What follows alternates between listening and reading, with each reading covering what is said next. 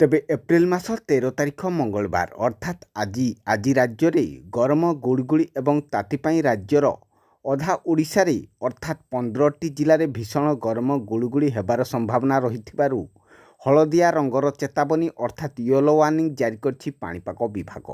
ତେବେ ଆସନ୍ତୁ ନଜର ପକାଇବା ଆସନ୍ତା 24 ଘଣ୍ଟା ମଧ୍ୟରେ ଅର୍ଥାତ୍ ଆଜି ସନ୍ଧ୍ୟା ପର୍ଯ୍ୟନ୍ତ କେଉଁ କେଉଁ ସବୁ ଜିଲ୍ଲାଗୁଡ଼ିକରେ ପ୍ରବଳ ତାତି ହେବ ସେସବୁର ସମ୍ପୂର୍ଣ୍ଣ ଖବରଟି ଜାଣିବା ପାଇଁ ଭିଡ଼ିଓଟିକୁ ଶେଷ ପର୍ଯ୍ୟନ୍ତ ନିଶ୍ଚୟ ଦେଖନ୍ତୁ।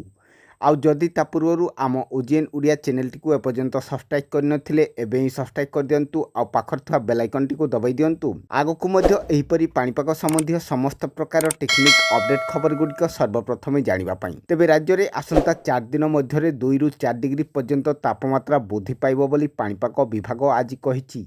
ତେବେ ଆସନ୍ତୁ ଜାଣିନେବା କେଉଁ ଜିଲ୍ଲାଗୁଡ଼ିକରେ ପ୍ରବଳ ତାତି ପାଇଁ ୟେଲୋ ୱାର୍ଣ୍ଣିଂ ଜାରି କରାଯାଇଥିବା ଜିଲ୍ଲାଗୁଡ଼ିକ ମଧ୍ୟରୁ ବଲାଙ୍ଗୀର, ଝାରସୁଗୁଡ଼ା, ସମ୍ବଲପୁର, କନ୍ଧମାଳ, ନୟାଗଡ଼, ଗଞ୍ଜାମ, ଗଜପତି, ଖୋର୍ଦ୍ଧା, ପୁରୀ, ଜଗତସିଂହପୁର, କେନ୍ଦ୍ରାପଡ଼ା, ଯାଜପୁର, ଭଦ୍ରକ, ବାଲେଶ୍ୱର ରହିଥିବା ବେଳେ ଏହି 15ଟି ଜିଲ୍ଲାଗୁଡ଼ିକୁ ହଳଦିଆ ରଙ୍ଗର ଚେତାବନୀ ଜାରି କରିଛି ପାଣିପାଗ ବିଭାଗ।